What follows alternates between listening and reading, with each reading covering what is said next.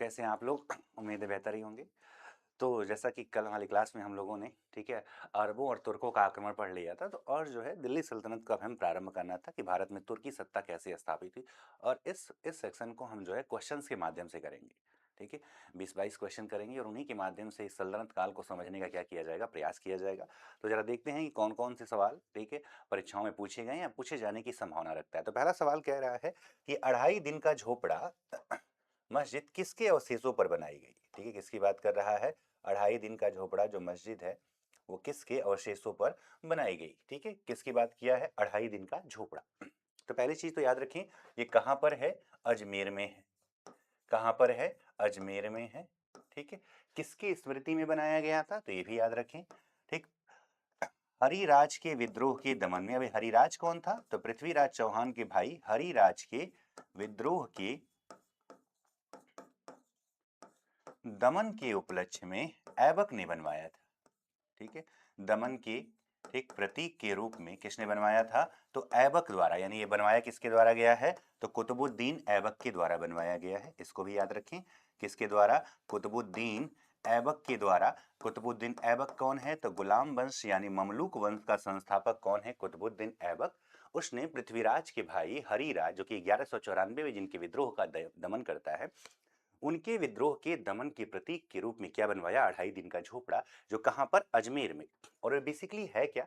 तो बेसिकली ये क्या था? एक संस्कृत पाठशाला था। ठीक है, जिसका निर्माण जो है, ठीक, इसी चौहान वंश के महान प्रतापी शासक विशल देव चतुर्थ, क्या नाम मिलता है? विशल देव चतुर्थ। ठीक, विसल देव चतुर्थ ने बनवाया था एक संस्कृत पाठशाला, जिसकी दीवारों पर इन्हीं विसल देव द्वारा रचित एक नाटक, जिसका नाम क्या है? संस्कृत नाटक था हरिकेली, उसका भी उद्धरण किया गया है। हरिकेली का भी क्या है? वर्णन है। तो पूछता है कि वह कौन सी इस्लामिक स्थापत्य है जिसकी दीवारों पर हिंदू नाटकों का उल्लेख किया गया है? तो क्या है? 2.5 दिन का झोपड़ा, जो कि पहले क्या था? एक संस्कृत पाठशाला था। ठीक है, और इस संस्कृत पाठशाला का निर्माण विसल देव चतुर्थ ने करवाया था। ठीक है, जिसमें नाटक किसका रचना है? इन्हीं का रचना है, हरिकेली। इसको तोड़ करके अजमेर में क्या बनवाया इसने? 2.5 दिन का झोपड़ा। किसके उपलक्ष्य में? तो हरिराज के विद्रोह के दमन के प्रतीक में। हरिराज कौन है? तो पृथ्वीराज चौहान के भाई हैं। ठीक है, क्लियर हो रहा होगा। ठीक, तो 2.5 दिन का झोपड़ा की बात हो गई। ठीक है, चलिए अगला सवाल कह रहा है कि मोहम्मद गोरी की किस सेनापति ने बिहार विजय 1202-3, बंगाल 1204-5, असम पर आक्रमण 1206 में किया था? तो मोहम्मद गोरी का एक तुर्क गुलाम था जिसका नाम था बख्तियार खिलजी, जिसने जो है बौद्ध धर्म के समाप्ति के लिए बिहार पर आक्रमण किया। और बिहार पर आक्रमण किया तो किसको जला के राख कर दिया? नालंदा विश्वविद्यालय को नष्ट कर दिया। नालंदा विश्वविद्यालय को नष्ट कर दिया। इसके अतिरिक्त जो है विक्रमशिला विश्वविद्यालय, विक्रमशिला विश्वविद्यालय, इसको भी जलाकर राख कर दिया। इसके अतिरिक्त उदंतपुरी विहार, इसको भी जला के राख कर दिया। किसने? तो हम बात कर रहे हैं किसका? तो बख्तियार खिलजी ने। नालंदा विश्वविद्यालय की स्थापना किसने कराया था? तो कुमारगुप्त ने कराया था। गुप्त वंश के शासक कौन? कुमारगुप्त ने करवाया था। ठीक है, विक्रमशिला विश्वविद्यालय की स्थापना पाल वंश के शासक धर्मपाल ने करवाया था। ठीक, उदंतपुरी विहार की स्थापना पाल वंश के ही देवपाल ने करवाया था। ठीक है, इसने आक्रमण किया 1202-3 में। और इसी के समय से ही बिहार नाम भी, बहुत सारे बौद्ध विहार, विहार क्या होते हैं? तो जहाँ बौद्ध भिक्षुओं के रहने का स्थान है उन्हें विहार कहा जाता। इन विहार नाम से ही कौन सा शब्द शुरू होता है? बिहार। तो इस राज्य का नाम, ठीक है, क्या पड़ा? बिहार पड़ा। और कौन से गुलाम की बात की जा रही है? बख्तियार खिलजी। ठीक है, बाद में तिब्बत विजय का योजना बना रहा था, तब अली मर्दान खिलजी ने इसकी क्या कर देते हैं? हत्या कर देते हैं। किसकी? बख्तियार खिलजी की हत्या किसके द्वारा कर दिया गया था? अली मर्दान खिलजी द्वारा कर दिया गया था। ठीक है, तो ये पॉइंट हमारा किससे जुड़ा हो गया? ठीक है, तो ये पॉइंट हो गया आपका किससे? दूसरा वाला सवाल। तो मोहम्मद गोरी के किस सेनापति ने बिहार विजय? मोहम्मद गोरी की जब हम बात करें तो कल ही हमने बताया था कि मोहम्मद गोरी, ठीक है, 1175 में पहला आक्रमण किया था। ठीक, कहां पर? मुल्तान में जीता था। क्या जीता था? मुल्तान जीता था।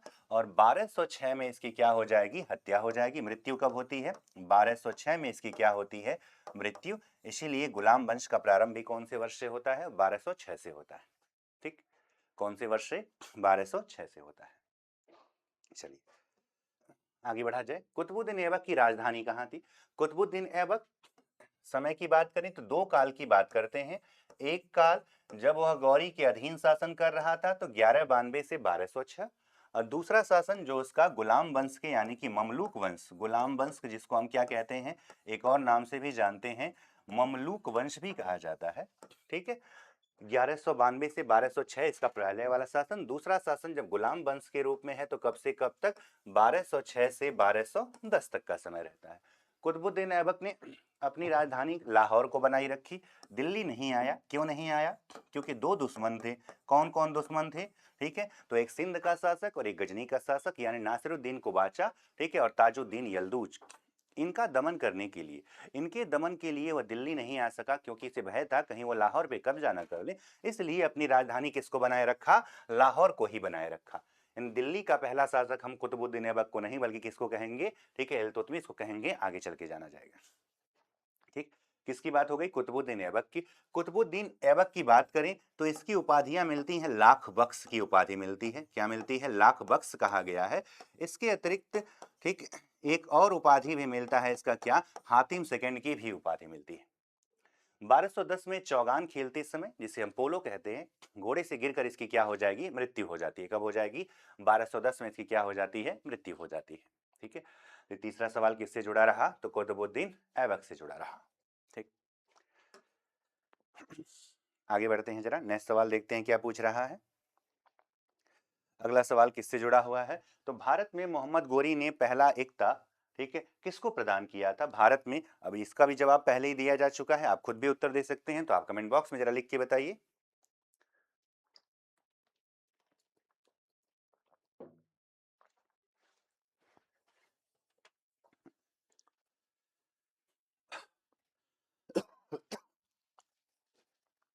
भारत ने, तो पहली बात कि एकता व्यवस्था की शुरुआत किसने किया? मोहम्मद गोरी ने। और एक और सवाल आता है कि भारत में एकता व्यवस्था किसने शुरू किया? अगर सवाल ये आ जाएगा कि भारत में एकता व्यवस्था किसने शुरू किया, तब गौरी नहीं लगाएंगे, तब किसका नाम लगाएंगे? इल्तुतमिश का नाम लगाएंगे। किसका नाम लगाया जाएगा? इल्तुतमिश को जनक मानते हैं भारत में एकता व्यवस्था का। ठीक है, यहाँ सवाल है कि पहला एकता भारत में किसको प्रदान किया? तो किसको? ऐबक को प्रदान किया। आपको याद होगा, ठीक है, तीन गुलाम थे उसके, कौन कौन से? कुबाचा, ऐबक और यलदूज। यलदूज और कुबाचा को सिंध और गजनी दे दिया, और भारतीय मामले किसको दे दिया? तो वो दे देता है किसको? कुतुबुद्दीन ऐबक को। तो इस प्रकार एकता व्यवस्था का जनक दुनिया में कौन है? तो मोहम्मद गौरी है। दुनिया में कौन है? तो मोहम्मद गौरी है। जबकि भारत में कौन इसका जनक है? तो इल्तुतमिश होता है। ठीक है, याद रखेंगे इस बात को। ठीक, आगे, दिल्ली सल्तनत की स्थापना हुई। दिल्ली सल्तनत की स्थापना कब हुई? तो जैसा कि आप जानते हैं, आपको पता है, ठीक है, कि 1206 में मृत्यु हो रहा है किसका? ठीक है, तो गौरी का, और गौरी के मृत्यु के बाद किसकी स्थापना हो जाएगी? दिल्ली सल्तनत की क्या हो जाती है? स्थापना हो जाती है। ठीक है, दिल्ली सल्तनत की स्थापना हो जाएगी, और इसमें जो पहला वंश है जिसको हम कहते हैं मामलूक वंश जिसे कहा जाता है, या गुलाम वंश के नाम से भी जानते हैं, इसका समय होगा 1206 से 1290 तक। ठीक है, इसके बाद समय आएगा किसका? खलजी वंश। आप खिलजी पढ़ सकते हैं लेकिन मैं खलजी ही कहता हूं क्योंकि खलज प्रांत से आए थे, सही शब्द यही है। ठीक है, 1290 से 1320 तक का समय किसका है? तो खलजी वंश का है। किसका है? खलजी वंश का है। इसके बाद जो है, ठीक है, तुगलक वंश आएगा। कौन सा वंश आ गया? तुगलक वंश। 1320 से, सबसे लंबा काल है तुगलक वंश का, 1320 से 1414 तक का समय है। इसके बाद जो है सैयद वंश आएगा। कौन सा वंश आ जाएगा? सैयद वंश। और सैयद वंश के समय की जब बात करते हैं तो 1414 से, यानी थोड़े समय के लिए भारत में रहेंगे, 1451 तक का समय। और इसके बाद किसका? तो दिल्ली सल्तनत में अंतिम काल किसका है? लोदी वंश का है। ठीक है, कब से? 1451 से और 1526 तक का समय। ठीक, तो दिल्ली सल्तनत की स्थापना पूछा है तो आप क्या लगा दोगे? 1206 लगा देंगे। क्या जवाब हो जाएगा? 1206। दिल्ली सल्तनत की स्थापना कब हुई थी? 1206 में हुआ था। ठीक है, किसने किया था? तो कुतुबुद्दीन ऐबक ने किया था। किसने किया था? कुतुबुद्दीन ऐबक ने किया था। आगे बढ़ा जाए, दिल्ली के किस सुल्तान ने लौह और रक्त की नीति अपनाई थी? तो हमें पता है कि पहले सबसे पहले याद रखें कि सल्तनत काल में सबसे पहला काल किसका आएगा? ऐबक का आएगा। ऐबक के बाद जो अगला योग्य हुआ, वैसे तो आराम शाह का नंबर आएगा, पर आराम शाह हमारे काम का नहीं है। आराम शाह के बाद जो है गद्दी पर कौन बैठेगा? इल्तुतमिश। तो दिल्ली सल्तनत का वास्तविक संस्थापक हम किसको कहते हैं? इल्तुतमिश को, जिसका समय हम 1211 से 1236 तक का समय गिनते हैं। इल्तुतमिश को ही खलीफा ने मान्यता प्रदान किया था।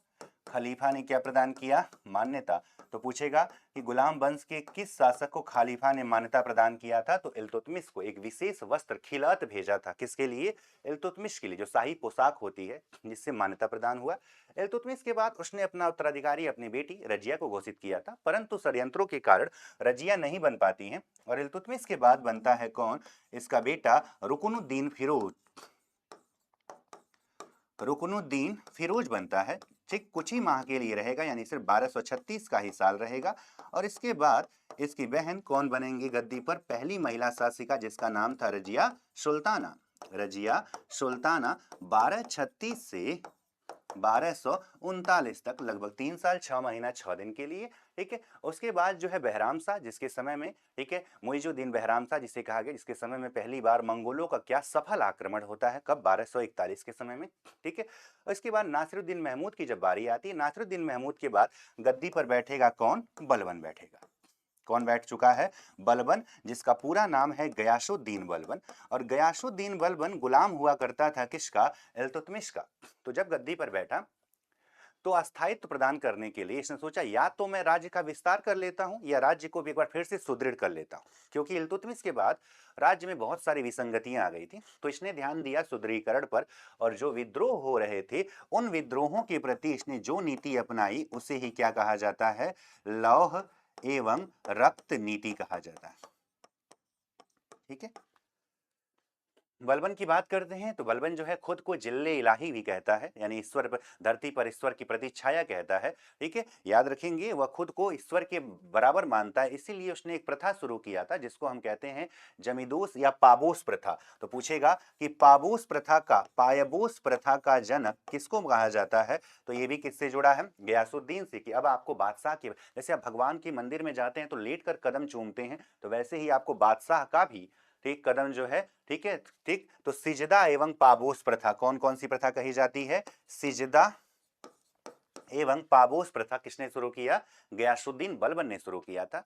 इसी ने एक त्योहार की शुरुआत की जिसको हम कहते हैं फारसी त्योहार नवरोज। तो नवरोज का शुरुआत भी किसने किया था? ठीक है, तो बलबन ने ही किया था। किसने? बलबन ने ही किया था। अपने को, ठीक है, फारसी योद्धा अफरासियाब का वंशज मानता है, अपना नकली परिवार बना लिया, चाचा मामा ताई ताया सब बना लिया ताकि मैं महान दिख सकूं। ठीक है, किसने? ठीक है, तो बलबन ने। तो यहां जवाब किसने हो जाएगा? बलबन हो जाएगा। क्या हो जाएगा? लौह और रक्त की नीति अपनाने वाला शासक कौन है? तो बलबन है। कि सुल्तान ने सैन्य शासन के क्षेत्र में दाग एवं हुलिया का प्रचलन किया था। ठीक है, तो हमें पता है कि जब बलबन की मृत्यु हुई तो उसके बाद जो है, ठीक, गद्दी पर बैठा उसका एक पौत्र, जिसका नाम, बुगरा खान का बेटा, जिसका नाम क्या था? कैकूबाद था। कैकूबाद दिन भर शराब वराब पिया करता, अफीम के नशे में रहा करता था, यानी शासन से कोई मतलब नहीं था। ठीक है, और इसका परिणाम क्या रहा कि कुछ ही समय में उसे क्या मार गया? लकवा मार गया। लकवा मार जाने के बाद एक छोटा सा बालक जिसका नाम क्यूमर्स है, यानी जो 3.5 वर्ष का था, वो गद्दी पर बैठा और उसका संरक्षक बना कौन? जलालुद्दीन फिरोज खिलजी। जलालुद्दीन फिरोज खिलजी ने क्यूमर्स की हत्या कर दी और कैकूबाद को चद्दर में लपेटवाया और यमुना नदी में फेंकवा देता है।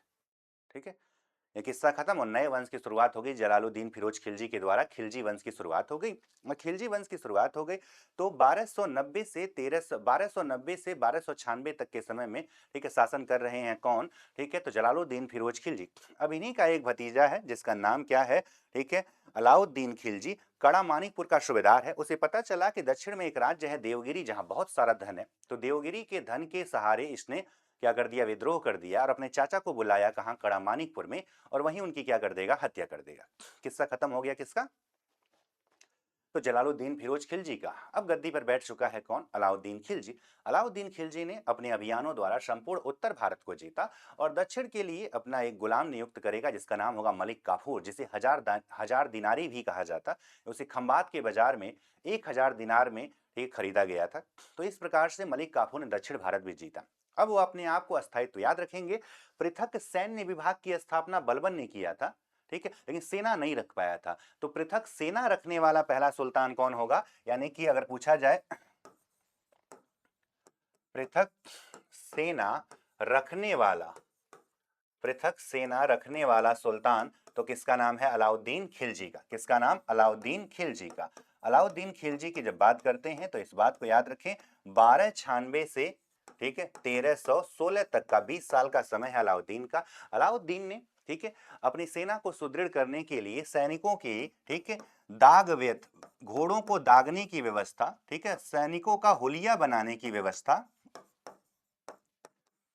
इसको भी शुरू किया। साम्राज्य में अस्थायित्व लाने के लिए बाजार नियंत्रण या जिसको हम मूल्य नियंत्रण भी कहते हैं, तो बाजार नियंत्रण या मूल्य नियंत्रण प्रणाली भी किसने शुरू किया है, तो ये भी किसने शुरू किया, अलाउद्दीन ने शुरू किया। ठीक है, डाक व्यवस्था की शुरुआत भी किसने किया, अलाउद्दीन ने। इस प्रकार अलाउद्दीन एक अस्थायित्व लेके आता है। और यहाँ जवाब है ठीक है, हुलिया का पहचान चिन्ह कौन करेगा, अलाउद्दीन खिलजी करता है। ठीक है, इल्तुतमिश के 40 गुलाम सरदारों के दल या संगठन का नाम क्या था, तो थोड़ी देर पहले ही बताया था। इल्तुतमिश का समय जो है 1200 ठीक है 11 से 1200 1211 से 1236 तक का समय किसका है, इल्तुतमिश का है। इल्तुतमिश ने अपने शासन को अपने एकताओं में बांटा, यानी कि इसने शुरू किया भारत में कौन सी व्यवस्था, भारत में एकता व्यवस्था का जनक कौन है, तो इल्तुतमिश है। और हर एकता एक एक गुलामों को देता गया। और ऐसे कितने गुलाम थे, तो 40 गुलाम थे। कितने गुलाम थे, 40 गुलाम सरदार हुआ करते थे। और इस 40 गुलाम के सरदारों को चालीसा दल या तुर्कान ए चिहलगामी कहा जाता था। तुर्कान ए चिहलगानी ठीक के नाम से जाना जाता था, जिसे दमन यानी समाप्त कौन कर देगा, इसको समाप्त करने वाला शासक कौन होगा, बलबन ने इसे क्या कर दिया, समाप्त कर दिया। तो याद रखेंगे किसने शुरू किया था चालीसा दल, तो इल्तुतमिश ने। समाप्त कौन कर देगा, बलबन कर देता है। ठीक है, तुर्कान ए चिहलगानी या चहलगानी जो है वही शब्द पढ़ेंगे। ठीक है, चलिए जरा आगे देखते हैं। ठीक ठीक है,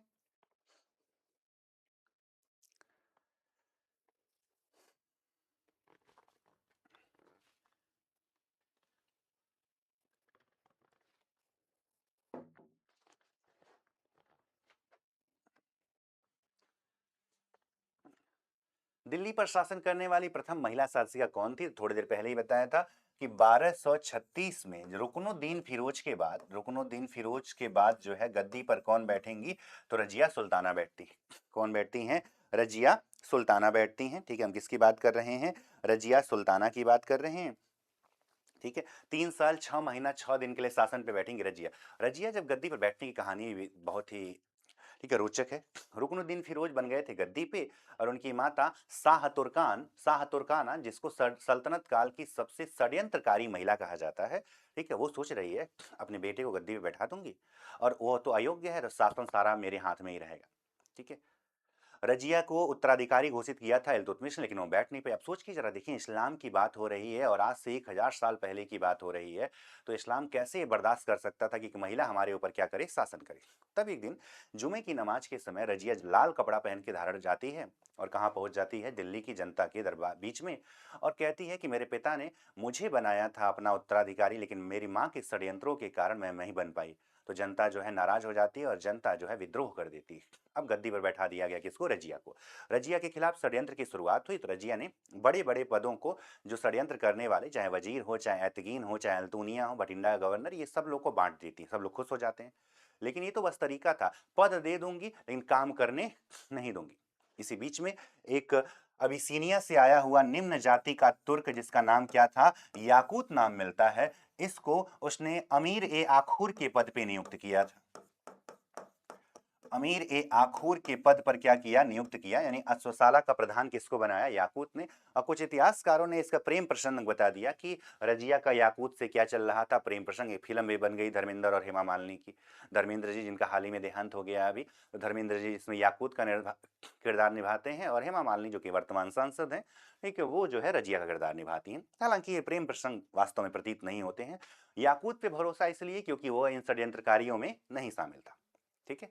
तो इस प्रकार शासन व्यवस्था को शुरू किया, लेकिन बहुत सारे षड्यंत्र, यानी कि कह सकते हैं कि रजिया एक कुशल शासिका थी, बस कमी क्या थी, वो एक महिला थी, और ये इस्लामिक समाज बर्दाश्त नहीं कर पाया, और अंततः षड्यंत्रों के कारण 1239 में उसकी क्या हो जाएगी, ठीक है, हत्या कर दी जाती है। तो किसकी बात कर रहे हैं, रजिया की बात कर रहे हैं। रजिया क्या धारण करती थी, घोड़े पर सवार होकर, ठीक है, कुलाह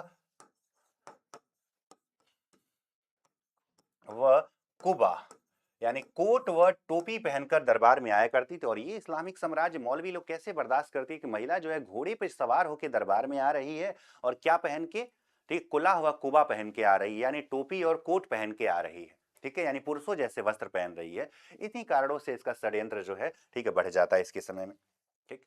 किस तुगलक सुल्तान की उपाधि गाजी मलिक थी, ठीक है, किसकी उपाधि कह रहा है, गाजी मलिक। गाजी मलिक की बात करें तो अलाउद्दीन के समय में मंगोलों के विरुद्ध, ठीक है, अलाउद्दीन ने नियुक्त किया था किसको, ठीक है, तो नाम था जिसका गयासुद्दीन तुगलक, और इसने 28 बार मंगोलों को पराजित किया, और उपाधि क्या धारण किया था, गाजी मलिक तुगलक कहा जाता था किसको, गयासुद्दीन तुगलक को, जिसका समय है 1320 से, ठीक है, कब तक, 1325 तक, ठीक। गयासुद्दीन तुगलक शासन कर रहा था, और इस शासन के दौरान ही इसने, इसके पीछे वाले जो सुल्तान ने, उसने, ठीक है, चूंकि एक भारतीय मुसलमान शासक में थे, यानी खुसरो शाह की बात कर रहे हैं, तो खुसरो शाह ने बहुत सारे लोगों को, ठीक, धन बांट दिया था मौलवी लोगों को। तो जब गद्दी पर बैठा कौन, गयासुद्दीन, तो सभी से कहा कि जिन जिन को पिछले सुल्तान ने दिया है धन, सब लोग वापस करिए। सब लोग वापस कर दिए, लेकिन एक संत थे जो कि दिल्ली में रहते थे, जिनका नाम था निजामुद्दीन औलिया, उन्होंने मना कर दिया। तो उन्होंने कहा मैं एक हाथ से दान पाता हूं, दूसरे हाथ से क्या कर देता हूं, आगे बढ़ा देता हूं, अतः मेरे पास धन नहीं है। तो निजामुद्दीन औलिया और जो है, ठीक है, यानी गयासुद्दीन तुगलक के बीच के संबंध क्या हो गए, खराब हो गए। इस बीच बंगाल अभियान पे गया था गयासुद्दीन, ठीक है। इसी बीच में गयासुद्दीन का एक बेटा है जिसका नाम है क्या, जौना खान, और बहुत ज्यादा पढ़ा लिखा है। तो पढ़ा लिखा होने के कारण इसका संबंध किससे बढ़ गया, औलिया के प्रभाव में आ गया। और जब ये बात पता चली किसको, गयासुद्दीन को, तो गयासुद्दीन ने संदेशा भिजवाया कि मेरे दिल्ली पहुंचने से पहले औलिया दिल्ली छोड़ दें। तो औलिया ने क्या कहा, हुनूज दिल्ली दूरस्त, दिल्ली अभी दूर है। या यूं कह सकते हैं षड्यंत्र की शुरुआत हो चुकी थी। और षड्यंत्र का परिणाम ये रहा कि गयासुद्दीन तुगलक जब दिल्ली पहुंचा, तो जौना खान ने स्वागत के लिए एक लकड़ी का महल तैयार करवाया, और जैसे ही गयासुद्दीन अपने दूसरे बेटे के साथ अंदर पहुंचता है, कहते हैं कि हाथियों का एक झुंड एक खम्भे से टकरा गया, और पूरा का पूरा महल गयासुद्दीन के ऊपर गिर गया, और गयासुद्दीन की क्या हो जाएगी, मृत्यु हो जाती है। और यही जौना खान आगे चल के क्या कहलाएगा, मोहम्मद बिन तुगलक कहलाता है। क्या कहलाता है, मोहम्मद बिन तुगलक कहलाता है, ठीक है। जलालुद्दीन खिलजी के शासनकाल में निम्नलिखित में से किसका विद्रोह हुआ, ठीक है। तो कड़ा मानिकपुर के एक सूबेदार हुआ करते थे कौन, मलिक छज्जू, ठीक है। कहां के सूबेदार थे, कड़ा मानिकपुर के सूबेदार हुआ करते थे, ठीक। इलाहाबाद के पास पड़ता है, कड़ा मानिकपुर के सूबेदार, ठीक, मलिक छज्जू ने विद्रोह किया, जिसका दमन कौन करेगा, तो दमन किया किसने, अलाउद्दीन ने। इसीलिए अलाउद्दीन को कहां की सूबेदारी दे दी जाएगी, तो कड़ा मानिकपुर की, और कड़ा मानिकपुर से ही उसने अपने षड्यंत्रों की क्या किया, प्रारंभ किया। दिल्ली सल्तनत का वास्तविक संस्थापक किसको मानते हैं, इल्तुतमिश को, क्योंकि इसी ने सबसे पहले दिल्ली को क्या बनाई, राजधानी बनाया। दिल्ली को क्या बनाया, राजधानी बनाया। और अपने इस इस्लामिक शासन को मान्यता किससे प्राप्त किया, खलीफा से मान्यता भी प्राप्त किया, ठीक। 1228 में, 1228-29 के समय में खलीफा ने इसके लिए एक विशेष वस्त्र भेजा, ठीक है, जिसको कहते हैं क्या, खिलअत कहा जाता है, ठीक। इसी सम्मान में जो है इसने शुद्ध अरबी पद्धति के सिक्के जारी किए, शुद्ध अरबी पद्धति के सिक्के जारी किए, जिसमें खलीफा का नाम, चारों खलीफाओं का नाम भी लिखवाया किसने, तो इल्तुतमिश की बात कर रहे हैं, ठीक है। दिल्ली के किस मुस्लिम शासक के निधन पर इतिहासकार बदायूनी ने कहा है राजा को अपनी प्रजा से तथा प्रजा को अपनी राजा से मुक्ति मिल गई? कल भी बताया था, आप खुद बताइए क्या उत्तर होना चाहिए ए बी सी डी में से।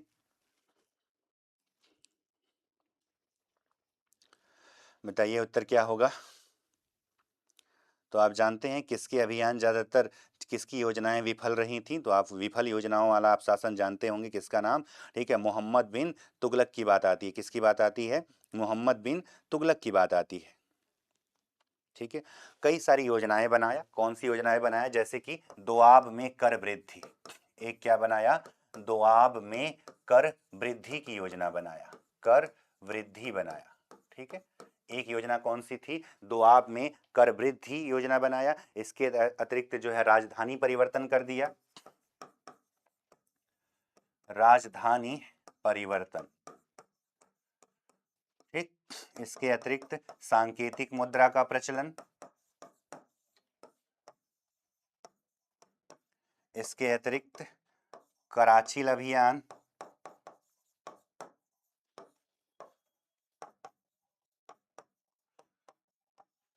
इसके अतिरिक्त खुरासान विजय योजना।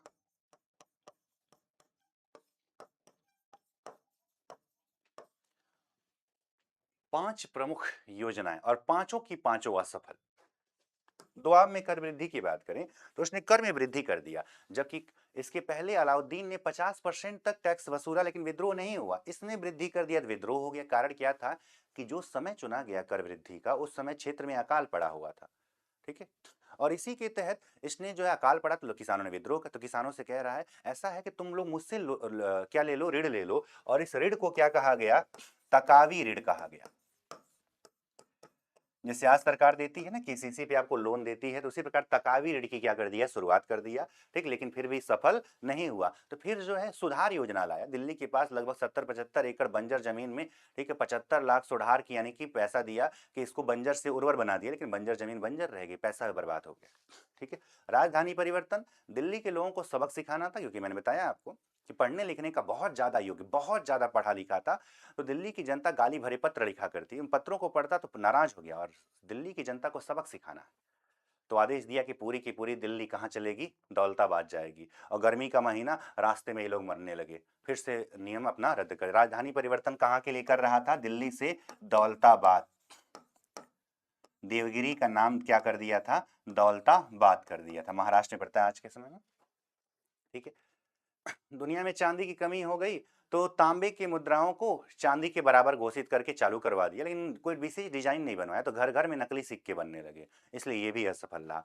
कराचील अभियान किया, ठीक है, 1 लाख की सेना भेजा, और बर्फ वाले रास्ते थे, रास्ते में सेना मरती गई मरती गई, और जब कराचील में पहुंची राजा के यहाँ तो मात्र 3 लोग जिंदा बचे थे। 1 लाख में से 3 लोग जिंदा बचे। ऐसी विजय का मतलब ही क्या? जब पूरे सैनिक मर जाए। ये भी सर खुरासान किया, ये भी असफल रहा। ये सभी योजनाएं क्या रही? असफल रही। ठीक है, जनता को बहुत ज्यादा परेशानी, हालांकि क्षेत्र का विस्तार भी बहुत ज्यादा किया, लेकिन क्षेत्र का संकुचन भी इसी के समय हुआ। और इसी के समय में 1236 में हरिहर और बुक्का ने कौन से साम्राज्य की नींव डाली? विजयनगर साम्राज्य। किसने? हरिहर व बुक्का नामक दो भाइयों ने। ठीक है, और 1247 में एक और साम्राज्य की स्थापना होगी, जिसको कहेंगे हम क्या? बहमनी साम्राज्य की भी स्थापना हो गई। ठीक है, बहमनी साम्राज्य की भी क्या हो गई? स्थापना। किसने किया था? हसन गंगू उर्फ अलाउद्दीन बहमन शाह ने। हसन गंगू उर्फ अलाउद्दीन बहमन शाह ने। इसी के समय, ठीक है, मोरक्को से एक यात्री भी आया था, जिसका नाम क्या हुआ करता? इब्न बतूता, जिसने रेहला नामक किताब लिखी। रेहला में वही बात आ गई। रेहला किसने लिखा है? इब्न बतूता ने लिखा है। इब्न बतूता ने लिखा है। कहां से आया था? मोरक्को से आया था। मोरक्को कहां पड़ता है? तो अफ्रीका महाद्वीप में पड़ता है, जिसकी वर्तमान राजधानी क्या होती है? रबात होती है। क्या होती है? रबात होती है। और 1329 में आया था, और 1329 का समय किसका है? तो मोहम्मद बिन तुगलक का। तुगलक ने इसको अपना दूत बनाकर चीन भी भेजा था। ठीक है, किस सुल्तान ने शरीयत द्वारा, जब जो है मोहम्मद बिन तुगलक के समय में, ठीक है, उसने जो है शरीयत को किनारे कर दिया, उलेमाओं को किनारे कर दिया, तो बहुत सारे सर्वाधिक विद्रोह किसके समय में होंगे?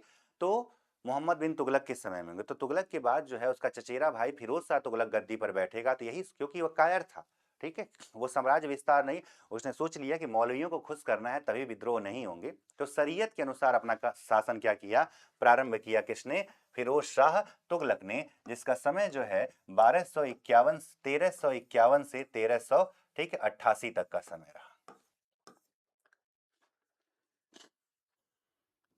ठीक,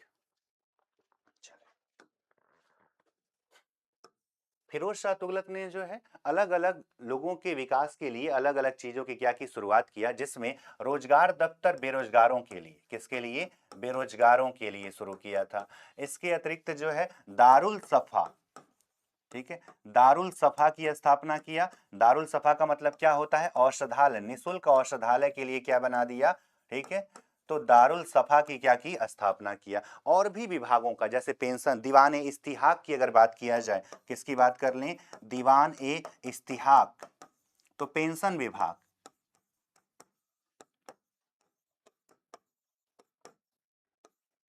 पेंशन से जुड़ा हुआ क्या बनाया? दीवान ए इस्तिहाक। दीवान ए बंदगान की बात कर लिया जाए तो दास विभाग, दासों का बहुत शौक था, 1,80,000 दास हुआ करते, दीवान ए बंदगान है।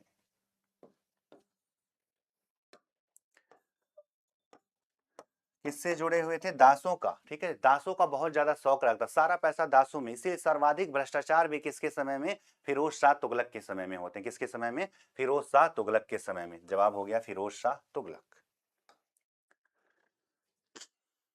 ठीक है, कह रहा है किस शासक ने किसकी स्थापना किया? आगरा शहर की स्थापना किया। तो हम जानते हैं कि लोदी वंश के वो महान शासक जिनका नाम क्या हुआ करता है, ठीक है, तो सिकंदर लोदी। तो सिकंदर लोदी ने 1503 में एक शहर बसाया, कौन सा? आगरा शहर बसाया, और 1504 में इसको क्या बना दिया? अपनी कैपिटल यानी कि राजधानी बना दिया। और इस प्रकार दिल्ली के बाद अगली राजधानी क्या बन चुकी है अब, ठीक है।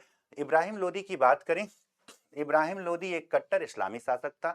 इसने जो है संगीत पर प्रतिबंध लगा दिया, बाल कटाने पर, दाढ़ी कटाने पर, बहुत सारे क्या लगा दिए, मुहर्रम त्योहार मनाने पर, ठीक है, ताजिया निकालने पर, इन सभी पर क्या लगा देगा वो? प्रतिबंध लगा देता है। कौन सा शासक? जिसकी हम बात कर रहे हैं क्या, ठीक है, तो लोदी वंश का ये शासक, जिसको हम, ठीक, सॉरी, इब्राहिम लोदी नहीं, सिकंदर लोदी बोला हूं ना,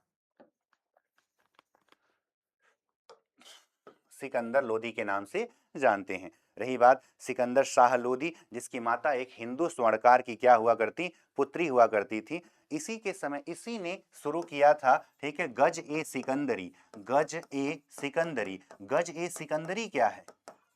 तो एक पैमाना है। गज ए सिकंदरी क्या है? एक पैमाना है, जो कितने इंच का? 32 इंच या, ठीक है, 33 अंगुल का हुआ करता था, ठीक है,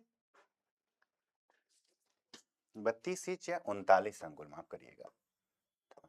गज सिकंदरी नामक एक पैमाना, ये क्या है? एक पैमाना है, जो किसने शुरू किया था?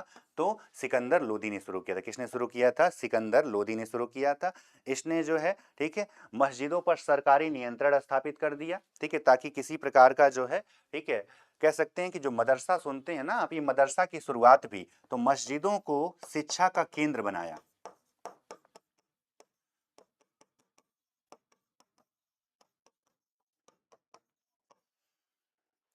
सिकंदर लोदी। आगे, किस सुल्तान ने कृषि भूमि की नापजोक, अभी बता दिया, गज सिकंदरी का प्रयोग किसने किया? तो हो गया जवाब इसका। देखिए जरा,